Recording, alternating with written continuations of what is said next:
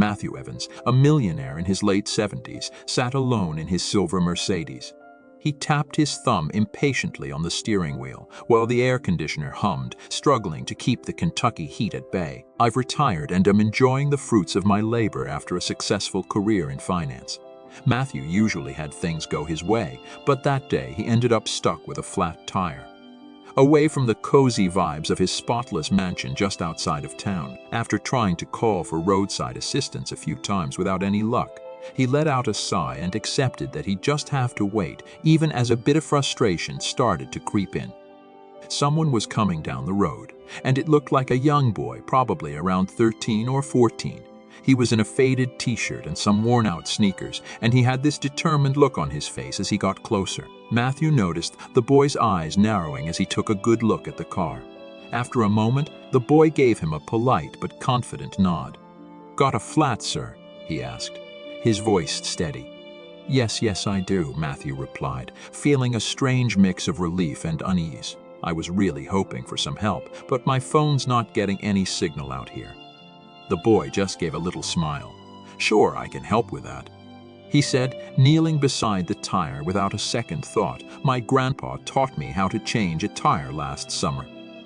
"Hey, do you happen to have a spare one?" Matthew pointed to the trunk, observing as the boy lifted it open and grabbed the tools he needed. The young boy worked quickly, his hands moving with a calm confidence that felt like it was beyond his age. As Matthew stood there, he felt a strange humility creeping in, something he hadn't felt in a long time. He wanted to offer the boy something in return, but the young man hardly looked up, focusing intently on the task at hand. After a few minutes, the boy finished wiping his hands on his jeans and stepped back, saying, "All done," with a small, satisfied smile. Matthew reached into his wallet, pulled out a few bills, and held them out to the boy. "Here, take this. I really appreciate your help." But the boy took a step back, raising his hand politely. "Thank you, sir, but I don't need anything. Just happy to help." Matthew stood there, stunned, money still in hand, as he watched the boy turn and walk away down the road. He felt a bit touched by the interaction, even if he couldn't really figure out why he felt that way all by himself. He slipped the money back into his wallet and climbed into his car, glancing in the rearview mirror as the boy's figure faded away in the distance. As Matthew continued his drive, his mind kept wandering back to the boy. He had this quiet dignity about him, a self-assurance that came from something deeper, not just from money or privilege.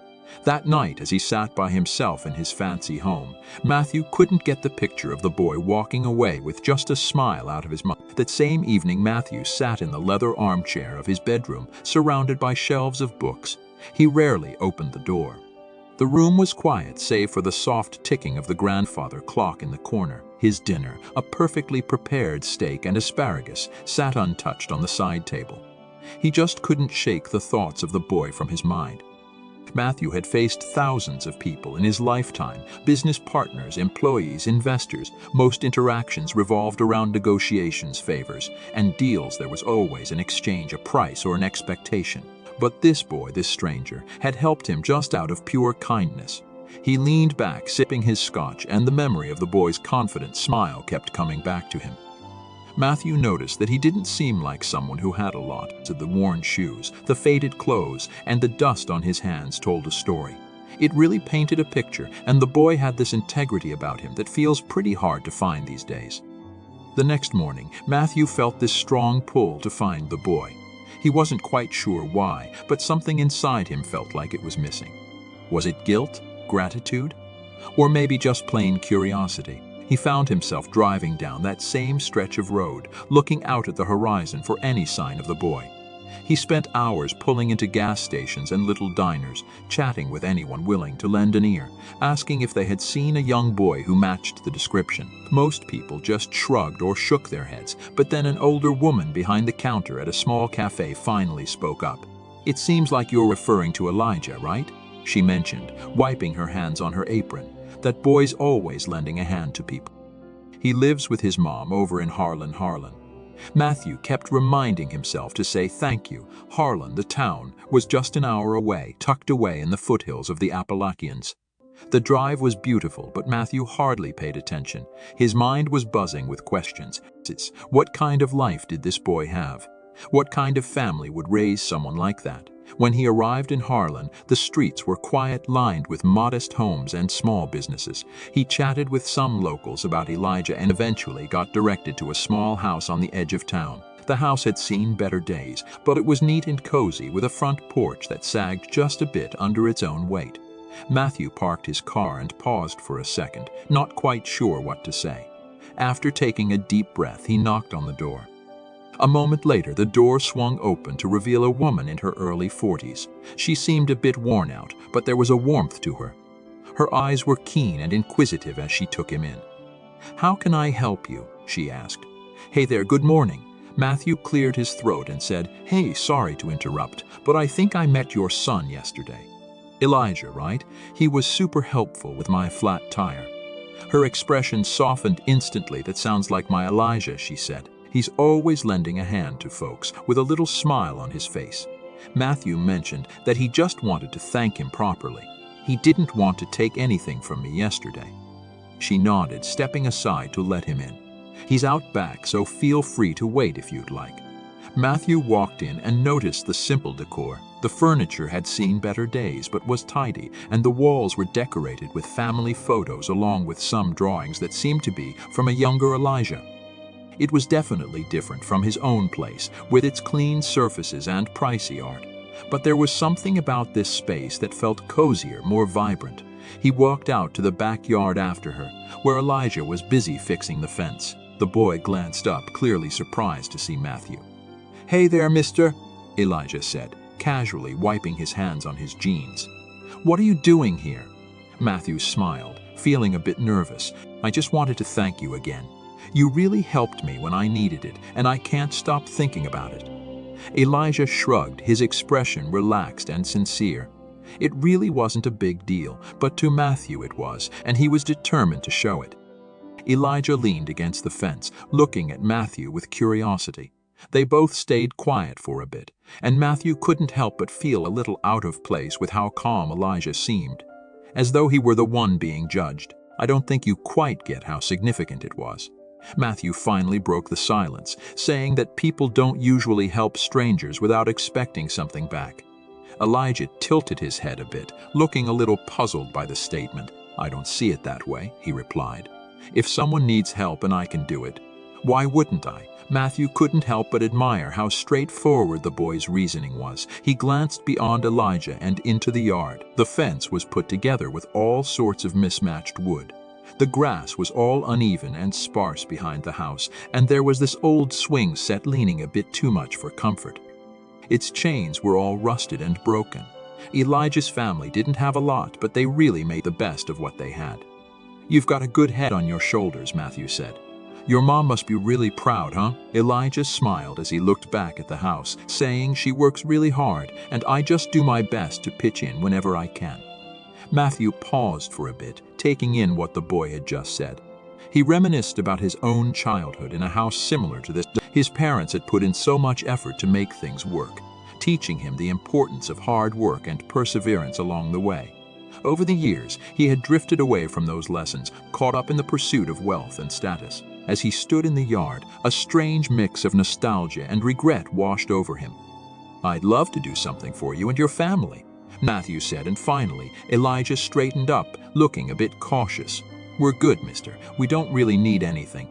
It's not about that." Matthew was really clear that it's all about doing what's right. "You helped me out, and I want to make sure I can help you back." Just as Elijah was about to say something, his mom came out onto the porch, drying her hands on a dish towel. "Elijah, you better come inside and wash up before lunch," she called out. Then her eyes moved to Matthew. "Would you care to join us? It's not anything special, but hey, you're welcome." Matthew paused, not really used to this kind of invitation, but the genuine tone in her voice made it hard for him to come up with any excuses. "I'd like that," he said as he followed her into the house. Inside, the kitchen smelled of freshly baked bread and roasted vegetables. The table was tiny with a bunch of mismatched chairs around it, but you could tell it was set up with a lot of thought. Matthew sat down, feeling a bit out of place in his tailored suit, surrounded by such simple decor. Elijah gave his hands a good wash at the sink before heading over to join them. With an easy smile that never wavered, Matthew found himself pulled into their conversation as they enjoyed their meal. Elijah shared some thoughts about his school, his friends, and his aspirations to become an engineer.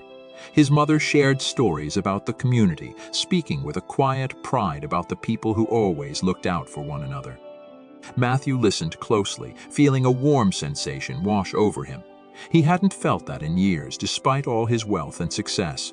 His own home seemed so cold and empty next to this cozy place, buzzing with laughter and real connections. After lunch, as they cleared the table, Matthew turned to Elijah's mother. "You've done a remarkable job raising him. He mentioned that he has more heart than a lot of people I know." She smiled, her eyes sparkling with gratitude. "Thanks. He's a good boy, but we've definitely had our ups and downs. We've come to really value the little things." Matthew nodded, his mind already buzzing with ideas. He really didn't want to overstep, but he just couldn't walk away without doing something for them. This family had given him a gift he didn't even know he needed, a reminder of what really mattered. That afternoon, Matthew stepped out of his home, feeling a sense of clarity he hadn't experienced in years. As he drove back to his estate, he started to think things through.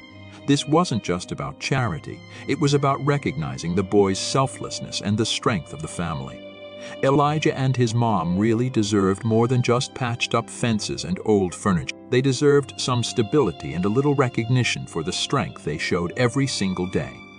The next morning, Matthew was busy making calls, lots of them. He connected with old colleagues, contractors, and suppliers.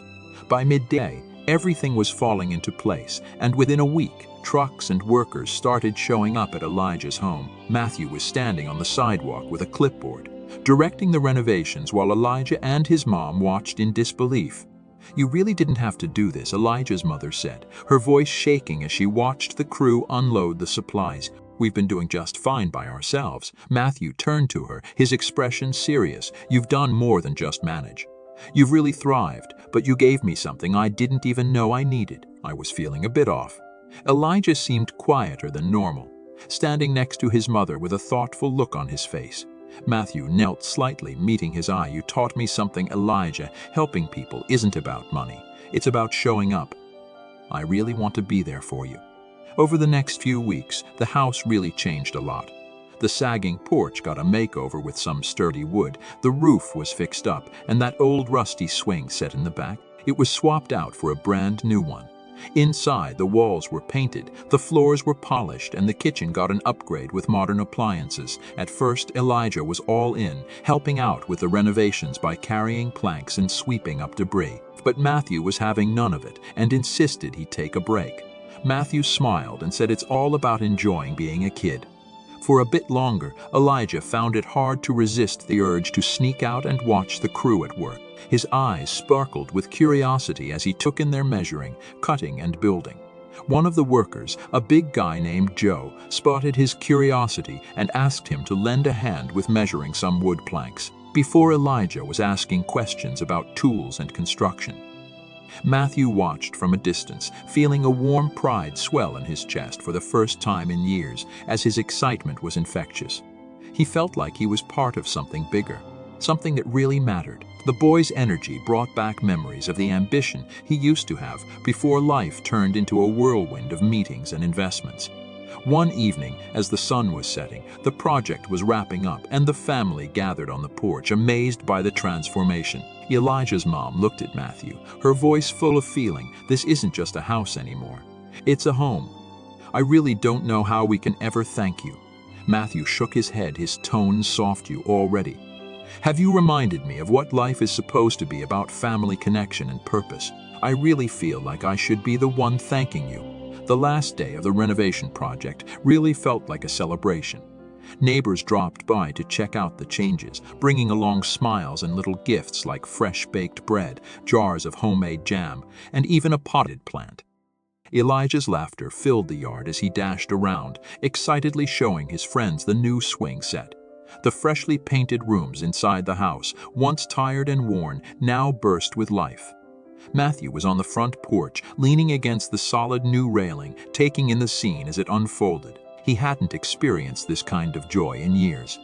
Just pure, unfiltered happiness that came from watching others succeed. Elijah's mother strolled over, a cup of iced tea in her hand, and with a warm smile, she offered it to him. "You've done more than just fix a house," she said gently. "You've given us hope, and I believe you found something for yourself too." Matthew nodded and took a sip. "I have," he admitted. "I spent so many years chasing things I thought mattered. Money, status, influence, but none of it feels like this.